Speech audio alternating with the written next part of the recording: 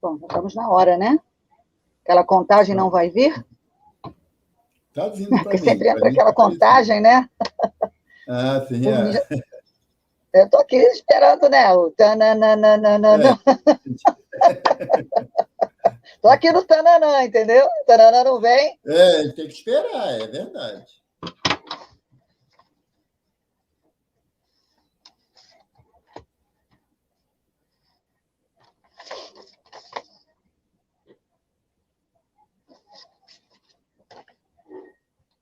Bom, acho que ele não vai vir, não. Então, Já estamos ao vivo no YouTube, já tá? estamos ao vivo? Então, vamos lá. Bom dia a todos, sejamos todos muito bem-vindos, encarnados e desencarnados, a mais um estudo no Centro Espírita Daniel Cristóvão, que os espíritos amigos nos sustentem, nossos anjos guardiões, e que possamos ter realmente uma manhã muito proveitosa, como a chuva que está caindo lá fora, que com certeza há de prover o nosso solo e a nossa alma, né? Então, a nossa página de apoio é uma página de André Luiz, do livro Conduta Espírita, da psicografia de Francisco Cândido Xavier. E ela intitula-se Perante a Mediunidade. E nos diz assim André Luiz: reprimir qualquer iniciativa tendente a assinalar a mediunidade, o médium ou os fatos mediúnicos como extraordinários ou místicos. Desculpa, gente. Reprimir qualquer iniciativa tendente a assinalar a mediunidade, o médium ou os fatos mediúnicos como extraordinários ou místicos. O intercâmbio mediúnico é acontecimento natural e o médium é um ser humano como qualquer outro. Certificar-se de que o exercício natural da mediunidade não exime o médium da obrigação de viver profissão honesta na sociedade a que pertence. Não pode haver assistência digna onde não há dever dignamente cumprido. Precaver-se contra as petições inadequadas junto à mediunidade. Os médiuns são companheiros comuns que devem viver normalmente as experiências e as provas que lhes cabem. Por nenhuma razão, elogiar o medianeiro pelos resultados obtidos através dele, lembrando-se que é sempre possível agradecer sem lisonjear. Para nós, todo bem puro e nobre procede de Jesus Cristo, nosso Mestre e Senhor. Ainda mesmo, premido por extensas dificuldades, colocar o exercício da mediunidade acima dos eventos efêmeros e limitados que varrem constantemente os panoramas sociais e religiosos da Terra. A mediunidade nunca será talento para ser enterrado no solo do comodismo. Conversar sobre fenômenos mediúnicos e princípios espíritas apenas em ambientes receptivos. Há terrenos que ainda não estão amanhados para a semeadura. Prosseguir sem vacilações no consolo e no esclarecimento das almas, esquecendo espinheiros e pedras do vale humano, para conquistar a luz da imortalidade, que fulgura nos cimos da vida. Desenvolver-se alguém mediunicamente, a bem do próximo, é ascender em espiritualidade. Então, vimos que é uma página rica que André nos traz para que possamos refletir sobre a mediunidade. Ele disse uma coisa que me tocou muito aqui. Ele disse lá no início, no primeiro, segundo, no quarto parágrafo, não pode haver assistência digna onde não há dever dignamente cumprido.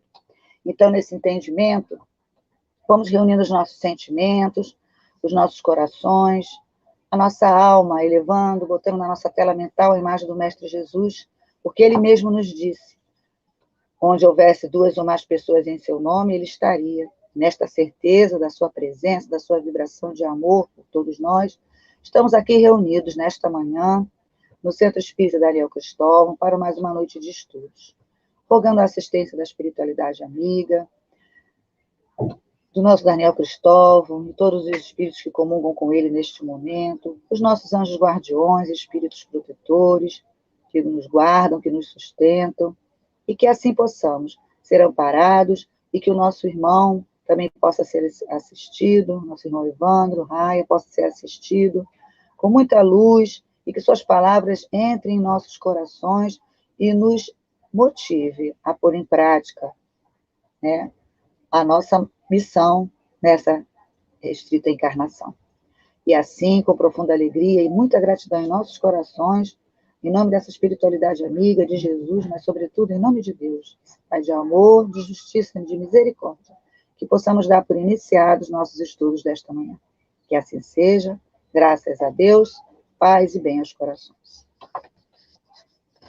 E aí nós vamos ler o nosso evangelho de hoje. O nosso evangelho de hoje, que o nosso irmão vai falar para nós, está no capítulo 26, dai gratuitamente o que gratuitamente recebestes.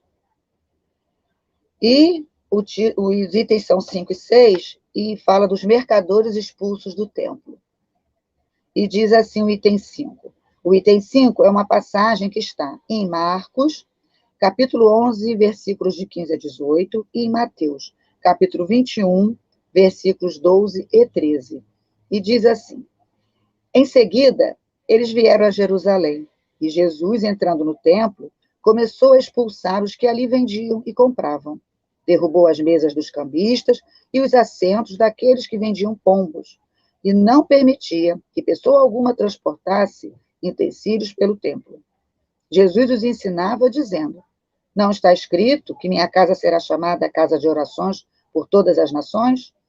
No entanto, tendes feito dela um covil de ladrões. Os príncipes dos sacerdotes, ouvindo falar assim, procuravam um meio de prejudicá-lo, porque eles o temiam, visto que todo o povo ficava cheio de admiração com a sua doutrina. E aí o item 6 diz assim, já é Kardec falando para nós, né? Jesus expulsou os vendedores do templo. Com esse gesto, condenou o comércio das coisas santas, sob qualquer forma que seja. Deus não vende sua bênção, nem seu perdão, nem a entrada no reino dos céus. O homem, portanto, não tem o direito de fazer com que tais benesses sejam pagas. Então, nesse momento, vamos passar a palavra ao nosso irmão, Evaldo Raia, e que Jesus o abençoe na sua tarefa de hoje. Bom dia a todos, bom dia, Carmen. Bom dia, meu irmão, seja bem-vindo. Alegria, muito obrigado. A gente tem sempre a alegria de estar novamente envolvido pelas vibrações amorosas da casa de Daniel Cristóvão. E eu sempre gosto de lembrar, porque é uma coisa que fala fundo ao meu coração, que eu já tive a oportunidade de estar presente aí na casa, fisicamente, há uns 4 anos atrás, também na oportunidade falando do Evangelho de Jesus. E eu sempre digo que, lembro as palavras de Emmanuel, quando diz que num texto, numa determinada parte do texto, Emmanuel diz que a maior caridade que podemos oferecer à doutrina espírita é a sua divulgação. E no meu caso em particular, a minha necessidade é de auto-evangelização. Então, os temas do Evangelho, eu sempre busco estudar para poder saber falar. E, sabendo falar, eu passe a praticar o Evangelho na minha vida íntima, na minha vida familiar, social, profissional, aonde eu tenha que estar atento. E o tema da manhã de hoje é um tema extremamente atual dentro do movimento espírita. Eu não faço, nas minhas conversas, nos meus estudos, nenhuma alusão a outros segmentos do cristianismo. Eu sou espírita, então eu trago o que a doutrina me propõe para dentro da minha atividade como espírita cristão. Então, eu entendo que a proposta do que Kardec nos traz nesse tópico, itens 5 e 6 do capítulo 26 do Evangelho, é no sentido de orientar e de nortear o caminho da casa espírita, de nós espíritas. Porque, na comparação um pouco infantilizada, se vocês me permitem, né? Se eu tenho uma banca e vendo laranja, eu não tenho que me preocupar com a banca daquele que vende maçã, se a maçã dele é de boa qualidade ou não. Eu tenho que me preocupar da qualidade do meu produto. E, no caso, em relação à interpretação do Evangelho, o produto que nós temos que analisar é o que a doutrina espírita nos oferece. Por isso, essa página do livro Conduta Espírita, e é um livro que fica muito bonito nas estantes das bibliotecas das nossas casas, mas pouco ainda analisado e estudado profundamente as orientações do nosso benfeitor André Luiz acerca da conduta do espírita. O título é extremamente providencial, porque André Luiz traz um norteamento para as nossas atitudes. E, em relação à mediunidade, como é o tema da manhã de hoje, tanto no Evangelho quanto na conduta espírita, nós temos que ter noção de que temos que analisar o nosso comportamento dentro da casa espírita, dentro do nosso local de trabalho, dentro do nosso local de ensino, ou dentro, e principalmente dentro dos nossos lares. Aí nós temos que ter uma visão ampla para que possamos fundir todas as nossas atitudes dentro do conceito que a doutrina espírita nos propõe da nossa vida diária. É fácil? Claro que não. Não é fácil. Mas a proposta de hoje, na manhã de hoje, no item 5, que traz a questão dos vendilhões do templo, cabe uma explicação antes de entrarmos propriamente no aspecto da mediunidade, como o senhor Allan Kardec nos propõe. A imagem que traz do texto evangélico, tanto de Marcos quanto de Mateus, ela tem que ser compreendida dentro do contexto da época, tá bom? Não, tem vários estudiosos da doutrina que diz que é injusto nós querermos analisar aquilo que está literalmente nos evangelhos com a visão do mundo atual. Não dá para fazer isso. Temos que nos situar na época e naquele momento. E para que possamos nos situar, é necessário trazermos algumas percepções acerca das tradições hebraicas. A tradição hebraica em relação à transmissão da Torá ou dos ensinos que estão no Velho Testamento, através do Pentateuco mosaico e dos profetas, a visão que se traz é em relação à transmissão oral das mensagens. Há uma afirmação de alguns historiadores que, à época de Jesus, 95% da população hebraica era analfabeta, não sabia ler nem escrever.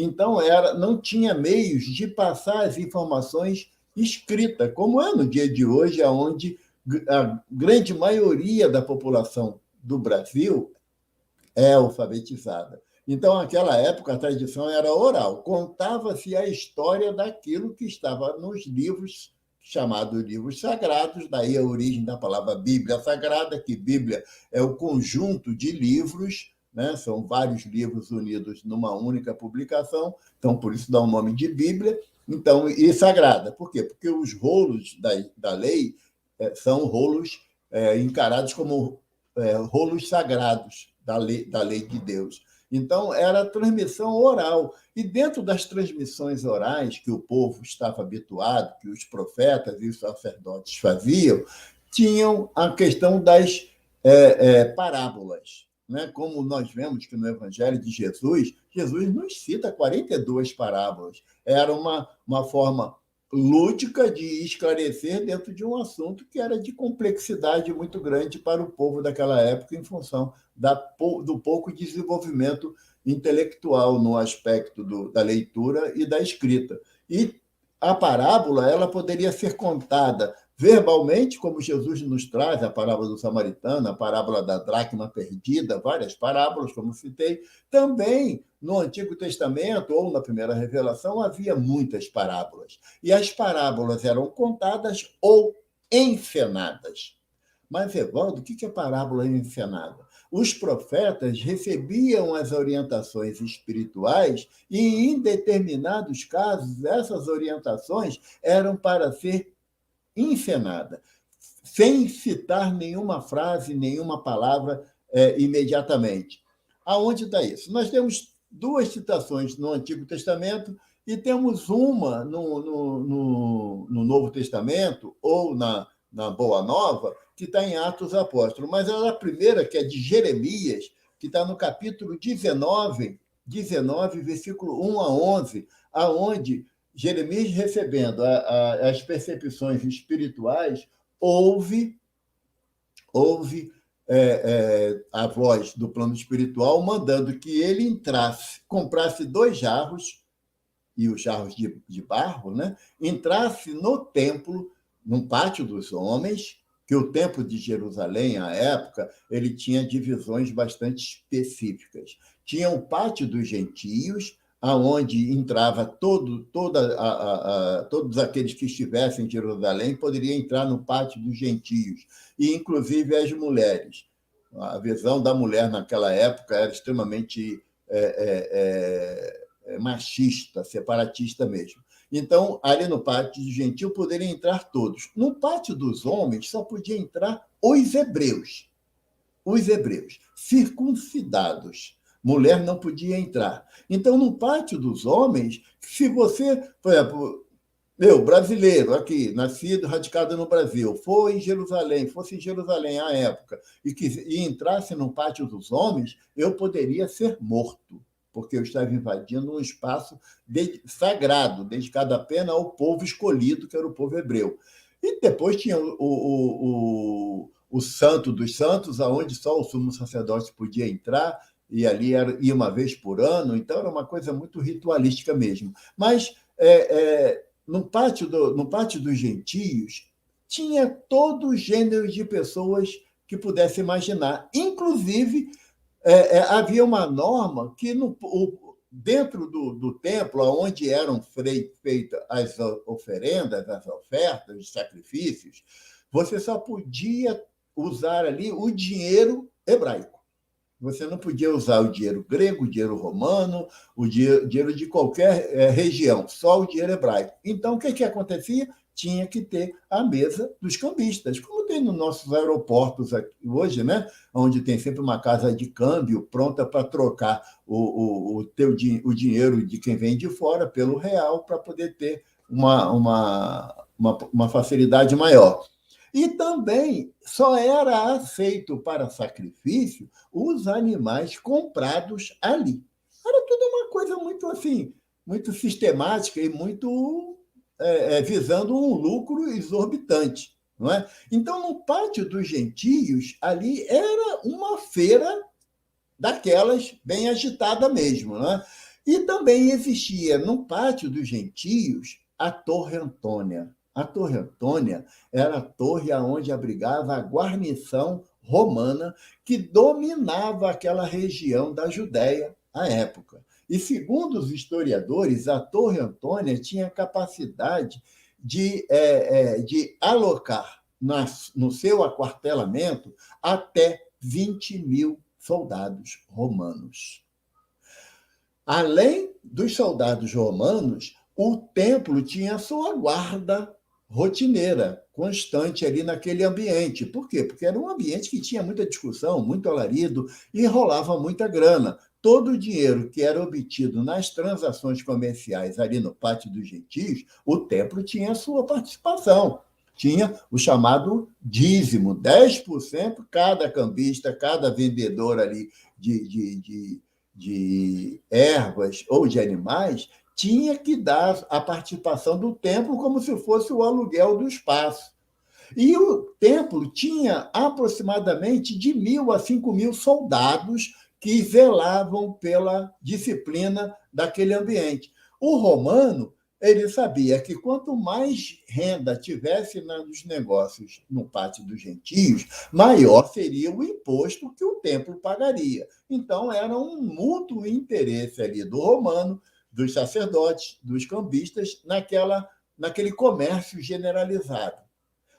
Aí, como nós estamos falando, né, que Jeremias comprou 2 vasos, entrou no pátio dos gentios com os 2 vasos, no meio do pátio começou a dançar e quebrou os 2 vasos no chão. E sentou-se na escadaria, que dá acesso ao pátio dos homens. E um sacerdote veio e falou assim: o que queres dizer com essas informações que tu nos passa agora? Jeremias falou: diz o Senhor, que se não obedecerem à voz daqueles que vos ama, que é o Deus Todo-Poderoso, Jeová, né? Insistirem nas pelengas com aqueles, nas guerras, nas confusões com aqueles que estão ao redor de Jerusalém, ainda não havia o domínio romano, não, gente. Isso é bem anterior, tá bom? Entrarão no templo e quebrarão os vasos sagrados dos vossos pais. Então, primeiro o profeta foi e encenou uma situação para depois, a pedido do sacerdote, que estava de plantão naquele dia, ele esclareceu o que ele queria dizer. Isso está em Jeremias, como eu falei, 19, do 1 ao 11. Em Isaías 20, de 1 a 5, tem uma outra situação inusitada. Isaías ouve a voz do Senhor que lhe diz: tire toda a sua roupa, inclusive os panos que cobrem a tua pureza, que são a parte mais íntima, né, do homem, e as tuas sandálias, e entra no templo nu. Imagina a cena. Um homem, assim, que Divaldo não nos escute, né? Mas o Divaldo, atualmente, é um médium de maior expoente dentro da doutrina espírita. Imagina o Divaldo vai lá na Federação Espírita Brasileira, em Brasília, e entra lá nu. Hoje em dia seria um escândalo. Naquela época, como Isaías era um profeta, o povo falou assim, aí tem. Porque Isaías é um homem justo, respeitado, né? Respeitável. Como é que ele vai entrar nu aqui no templo? Aqui? Alguma coisa estranha tem. E Isaías entrou nu e descalço. Está assim no relato, lá no livro de Isaías. E sentou lá também na escada. E aí o sacerdote veio e falou assim, profeta, o que queres nos dizer com essa situação tão inusitada? Aí Isaías falou assim, se o rei insistir em pelejar contra os assírios, esquecendo que todos devemos viver em harmonia, eles entrarão aqui em Jerusalém, despirão os sacerdotes e levarão todos como escravos para a Babilônia. O rei escutou Isaías? Não escutou. Continuou com a encrenca dele lá, unido aos egípcios contra os assírios. E aí os assírios ganharam a guerra, prenderam os sacerdotes e levou todo mundo nu para a Babilônia, todo mundo pelado, os sacerdotes pelados, para a vergonha da sua casa. Então, as encenações ou parábolas encenadas eram uma rotina dentro da tradição hebraica, porque chamava atenção, era mais gritante aquela informação que quisesse dar. Trazendo já para Jesus, quando Jesus entra no pátio dos gentios, vê aquela confusão toda, que os cambistas, os vendedores, tudo ali naquela algazarra danada. Vocês imaginam se Jesus, estamos falando de um Cristo, aquele que ama por excelência, aquele que reúne todas as virtudes que o homem não compreende, é um espírito que, como diz lá Cordé na Revista Espírita, em março de 68, que o Cristo é um espírito que, mesmo encarnado, não erra. Tem domínio completo sobre a matéria. Um Cristo vai ficar indignado, aborrecido, chateado, com raiva, com ódio? Vai praticar violência? Está falando de um Cristo, não é de Evaldo, não. Evaldo faz isso tudo. Agora, um Cristo, ele não tem essa possibilidade, irmãos, porque o Cristo ele já venceu todas as dificuldades humanas, ele já não é mais homem, ele já está num patamar de unicidade com Deus. Lembra que Jesus é o Filho unigênito de Deus, não primogênito, unigênito de Deus, quer dizer, unido ao Pai, a minha vontade, o meu alimento é fazer a vontade do Pai. Ele fala isso para a gente. O que Pedro fala para ele quando Jesus pergunta, todos se foram, e vocês também não vão? E Pedro fala o que para ele? E aonde, mestre, se só tu tens palavras de vida eterna? Então, Jesus não é homem na acepção das tendências negativas. Ele não tem como ser comparado a um homem comum. Não tem, gente. Não é endeusamento da figura do Cristo, não. Pelo contrário, é colocar Jesus num lugar que ele mostra para nós que nós deveremos entender a sua condição. Ele passou por todas as dificuldades humanas. Ele também foi criado simples e ignorante, como todos nós, e no seu progresso constante chegou na condição de Cristo. Emmanuel fala para a gente no Caminho da Luz que os sistemas solares que Jesus fez a sua evolução não existem mais. Emmanuel fala, os sistemas solares. A ciência humana hoje diz que um sistema solar dura, em média, de 10 a 12 bilhões de anos. 10 a 12 bilhões de anos. E se nós lembrarmos, como diz Emmanuel, lá no Caminho da Luz, que a Terra, quando foi moldada há 4,6 bilhões de anos, foi moldada por Jesus. Ele já era um Cristo. Há muitos bilhões de anos, ele já era um Cristo quando a Terra foi formada. Então, a gente não está falando do Evaldo, do João, do Manuel, do José, não. Está falando de um Cristo. Jesus é a personalidade, Cristo, a individualidade que leva, que o homem alcançará, todos nós alcançaremos a cristandade, porque é da vontade de Deus o progresso constante das suas criaturas. Quanto tempo vai levar? Não tenho a mínima ideia. Eu não tenho a mínima ideia. Eu gosto de fazer uma associação que o Haroldo Dutra Dias faz para a gente, quando ele diz, lembrando-nos, num processo de evolução do princípio espiritual, que quando o princípio espiritual anima o ser unicelular, desse momento, a sua trajetória de aquisições vão sendo permanentemente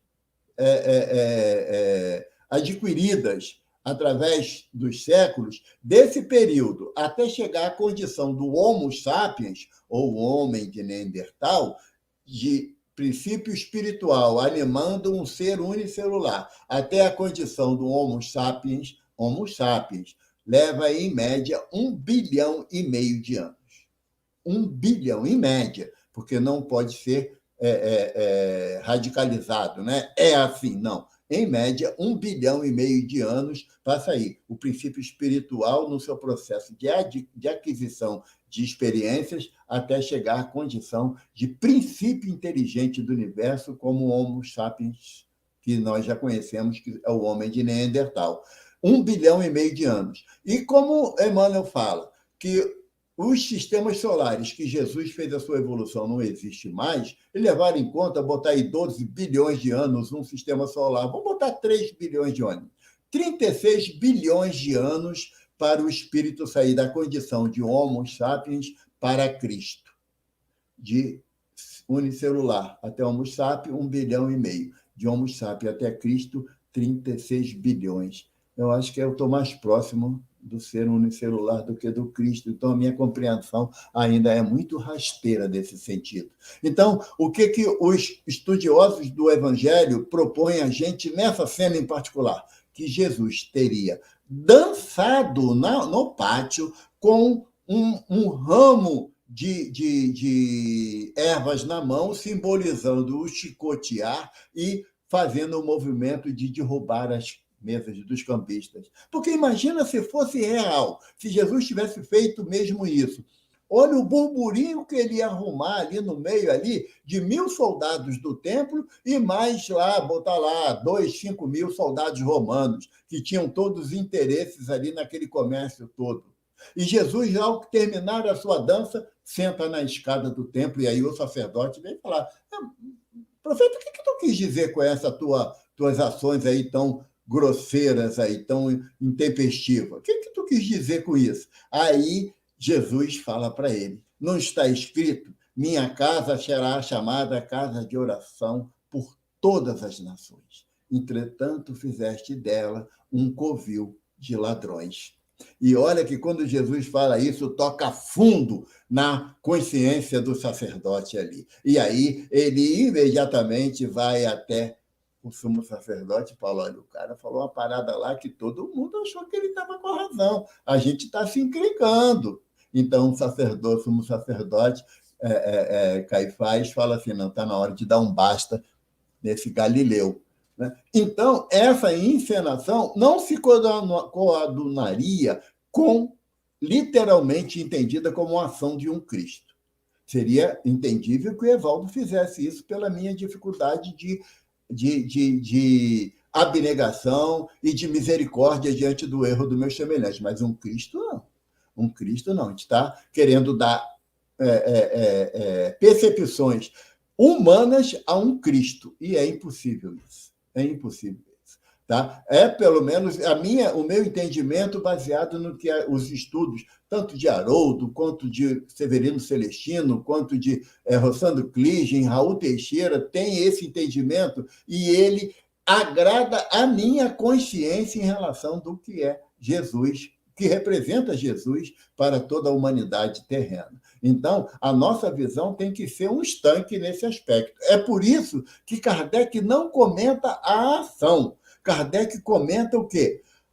A condição de que da forma que nós utilizamos o dom da mediunidade oferecido por Deus para as nossas retratações diante dos erros milenares que nós cometemos. E quando se fala em termos de mediunidade, aí, por isso que, sabiamente, foi escolhida a página do Conduta Espírita. O livro Conduta Espírita é um livro, como eu já disse, muito pouco explorado pelos espíritas para que tomem consciência de como devem se comportar, e André Luiz relata ali N casos, N situações de como deve ser o comportamento do espírita em relação à sua vida diária. Ele coloca trechos de grande importância que falam diretamente no nosso convívio, na nossa conduta. Né? Ele fala sobre a questão dos parentes, dos companheiros, de crianças, de doentes, de profitentes de outras religiões, de espíritos sofredores, de mentores espirituais, diante da oração. Gente, são 38 capítulos curtos desse livro, mas de uma profundidade enorme, porque mediunidade, como diz Kardec, é coisa santa, é um sacerdócio que nós devemos exercer sem nenhuma percepção ou possibilidade de querer algum retorno imediato. Nós médiuns, temos que ter bastante preocupação de como as pessoas estão nos vendo dentro das nossas atividades mediúnicas. Se nós estamos querendo fazer, ou, como diz o dito popular, né, jogar para a plateia, isso não é mediunidade. Emmanuel fala para a gente que mediunidade sem Jesus e sem Kardec é um barco num rio caudaloso, sem remo e sem leme. Se nós quisermos nos afastar das orientações do Evangelho, em dar de graça, que de graça recebemos, e das orientações de Kardec, que está no Livro dos Médiuns, nós iremos entrar num terreno extremamente perigoso e tenham certeza que nós já trilhamos nesses caminhos em existências passadas. Já utilizamos mal a mediunidade, retirando delas proveitos pessoais. Proveitos pessoais. André Luiz relata para a gente um caso de um irmão. Eu, sinceramente, eu sou honesto, eu não lembro qual livro que está, não. Não lembro mesmo. Eu gosto tem que ser sincero. Mas relata o caso de um irmão que começou a despontar dentro da casa espírita com uma faculdade mediúnica, inclusive, muito exuberante, e também em relação à faculdade mediúnica de cura, da possibilidade de cura. E ele começou cada vez mais a ser mais demandado dentro das atividades na casa, na possibilidade de auxiliar os irmãos que iam em busca de um lenitivo para os seus sofrimentos, um alívio para as suas dores. E ele começou a ter uma dificuldade de manter, inclusive, a sua vida pessoal com os seus custos pessoais. Aí um grupo de irmãos da casa se reuniram e falaram assim: ô, fulano, você tem tido tanta tarefa aqui na casa, tem ajudado a tantas pessoas, a tantos irmãos sendo beneficiados pela tua faculdade mediúnica, você deveria se dedicar com mais exclusividade às atividades mediúnicas para que você pudesse auxiliar mais gente. Aí o médium o irmão falou assim: poxa, mas isso aqui não dá, eu tenho um aluguel, eu tenho uma família para sustentar, tenho minhas contas pessoais para arcar.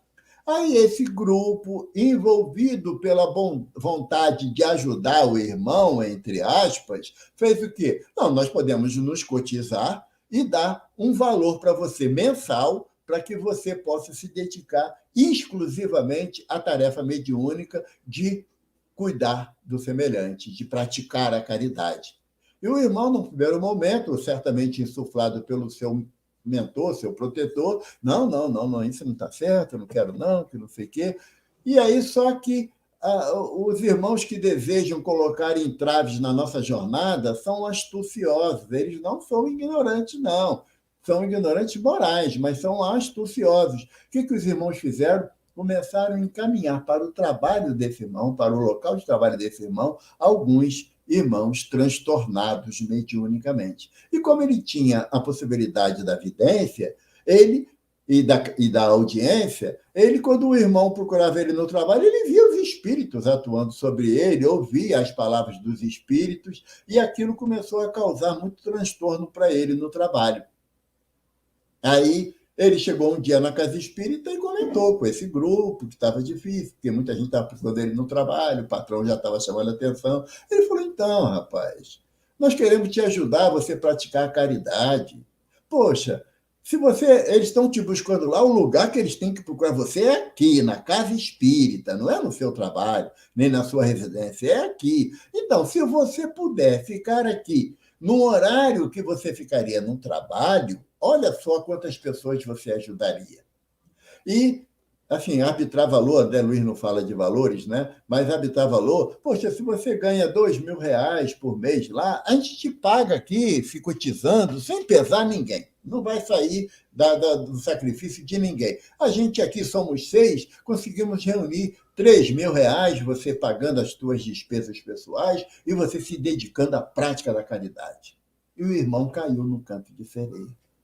E aí, quando ele começou a aceitar esse tipo de colaboração, aqueles que orientavam o seu processo de desenvolvimento mediúnico, vendo que o distanciamento do objetivo, que era o médium não pode ser pesado a ninguém. Kardec textualmente fala isso, e no livro dos médiuns, né, Erasto diz que o médium tem que ser, ele tem que exercer a sua mediunidade no tempo em que as suas obrigações pessoais não sejam afetadas.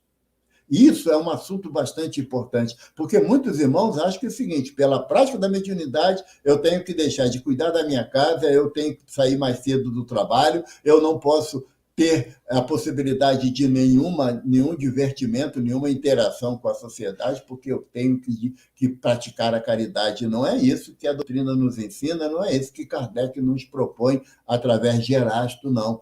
Nós devemos utilizar a mediunidade não como complemento de renda ou como calar consciências, nada disso. Nós temos que usar a prática da mediunidade como um meio de nós continuarmos a desenvolver as nossas possibilidades e habilidades dentro do meio que estamos inseridos.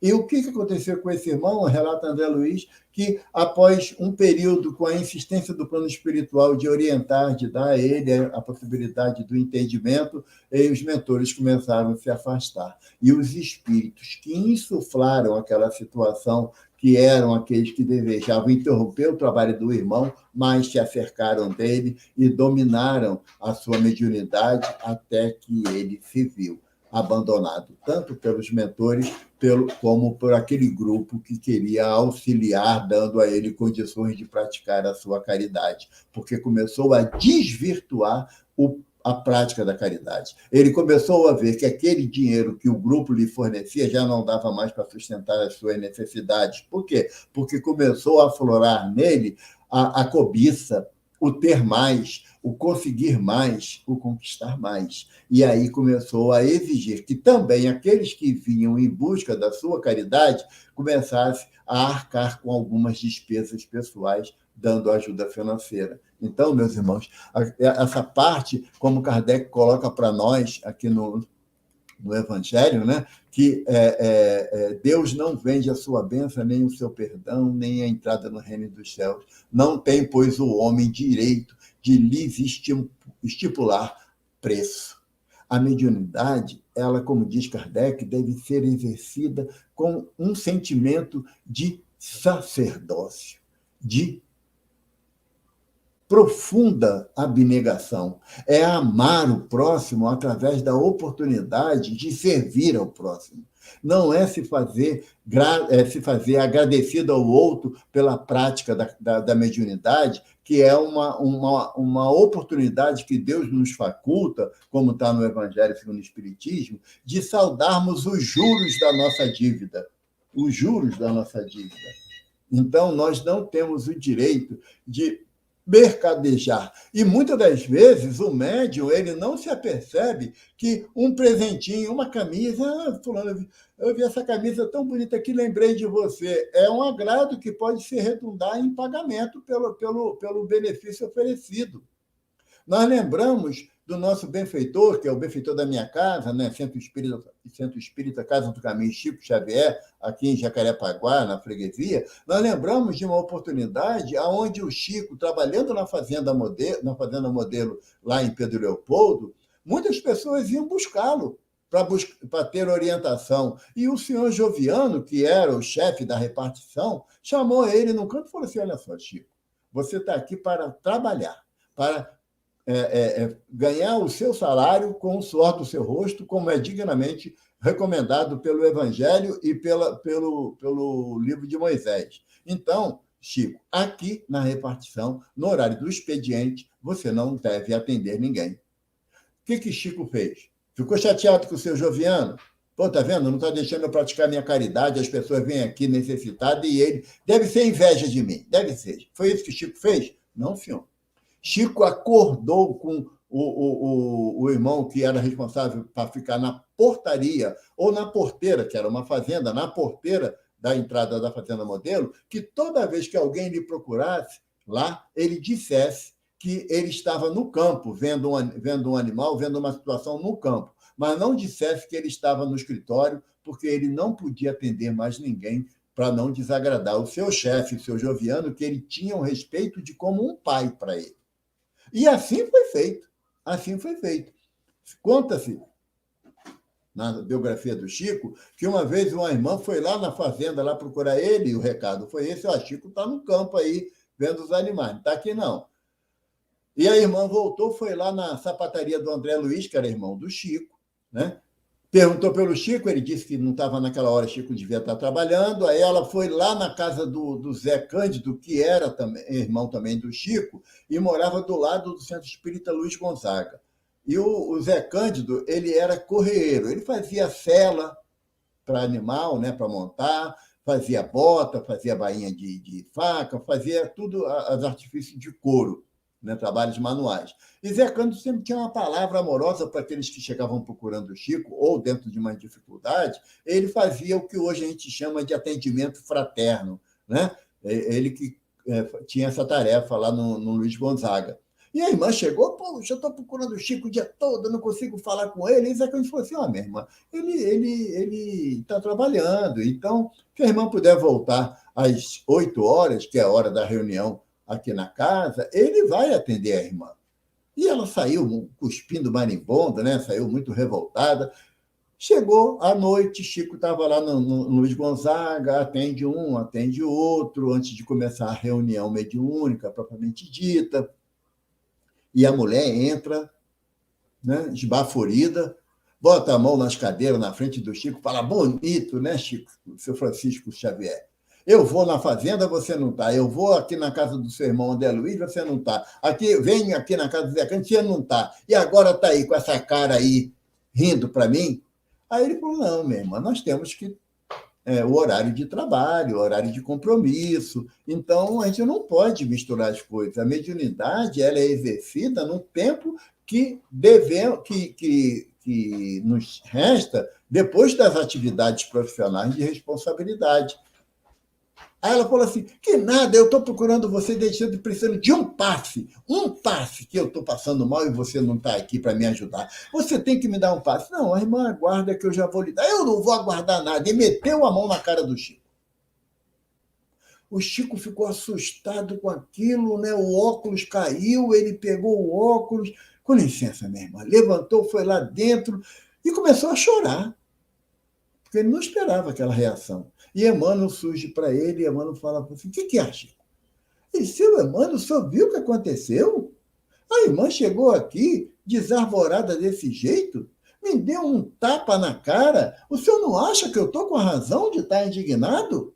Emmanuel falou assim, está com a razão sim, Chico. Você tem a razão, mas ela tem a necessidade. Então você vai lá e dá o passe nela. E o Chico foi lá, entrou em prece, tentou se harmonizar, porque eu não ia conseguir me harmonizar, eu certamente entraria numa dificuldade maior, deu o passe na irmã, e a irmã foi embora na paz de Deus. Então, o Chico diz que o único pagamento que ele recebeu pela mediunidade dele foi tapa, cusparada, ofensa, agressão e mentiras. E a gente acha que a gente termina uma palestra, tem que ter uma porção de muito obrigado, que palestra linda, que coisa maravilhosa que você fez hoje nessa palestra. Termina o tratamento de passe, passe com fulano, que é uma coisa fora de série, só gosto de tomar passe com fulano. E fulano fala assim, tá vendo?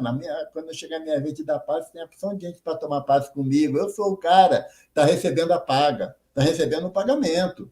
O presidente da Casa Espírita, quando chega e fala assim, é um homem iluminado esse presidente, só faz coisas maravilhosas e ele se enche de alegria, né? De garbo, então ele está recebendo o pagamento.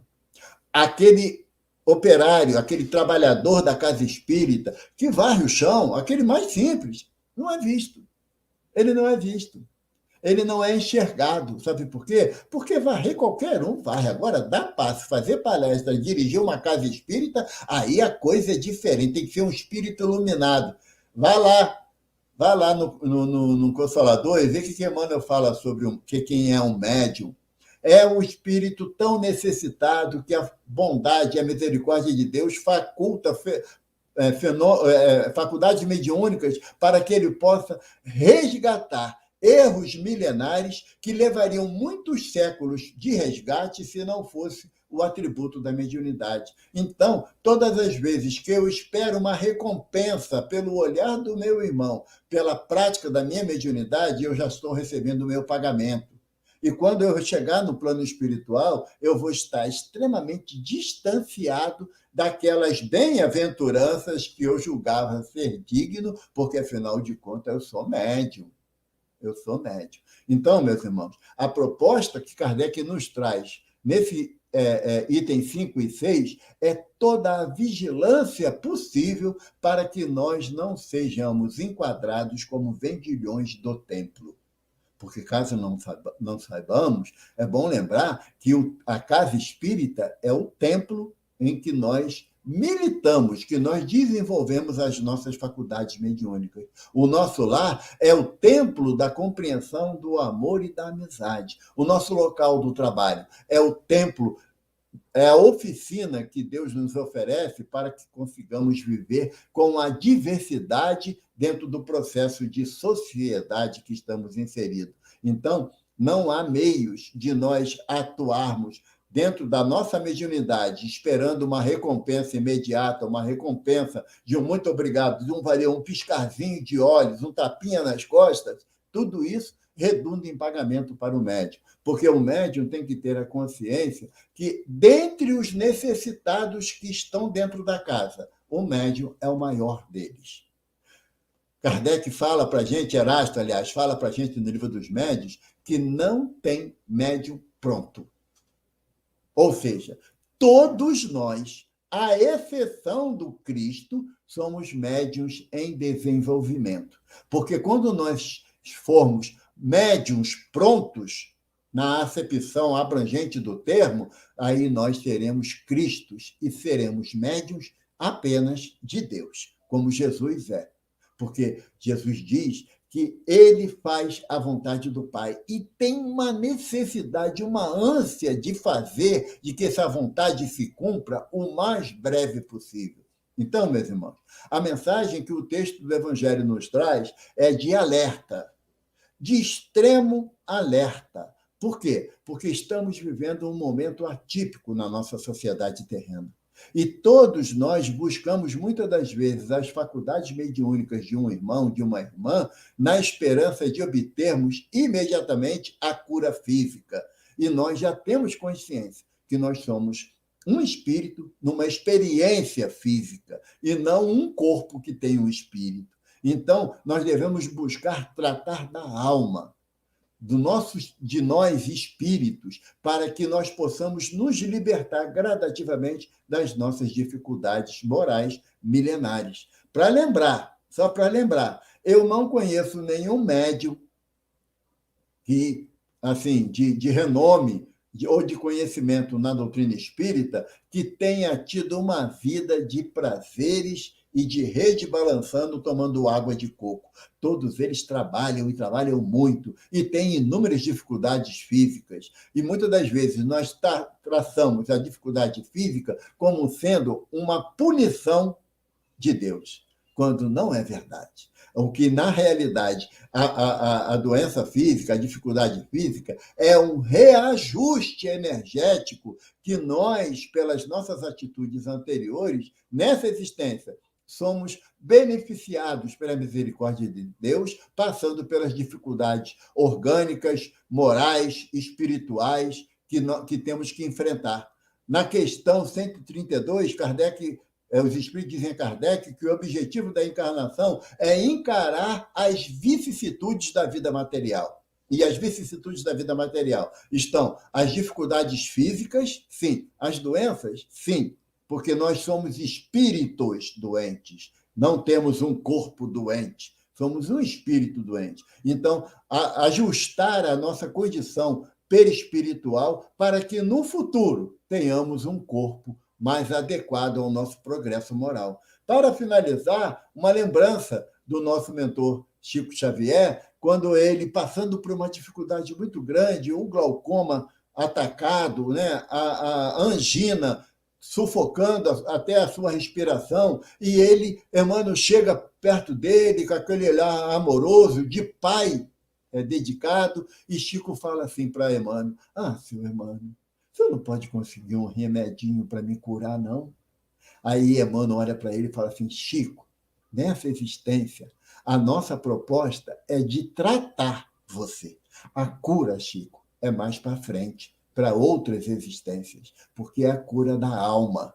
E se nós buscarmos a mediunidade como cura simplesmente do corpo físico, esquecemos de tratar da alma. E se o médium busca satisfazer as suas intenções imediatas através do pagamento, seja pelo agradecimento ou de pequenos brindes, ele está apenas aumentando a enfermidade moral que ele já trouxe nessa existência. Então, meus irmãos, ouçamos as palavras abençoadas de Jesus, quando ele nos fala, no relato aqui dos evangelistas, que nós não devemos fazer da nossa casa, da casa de oração, a casa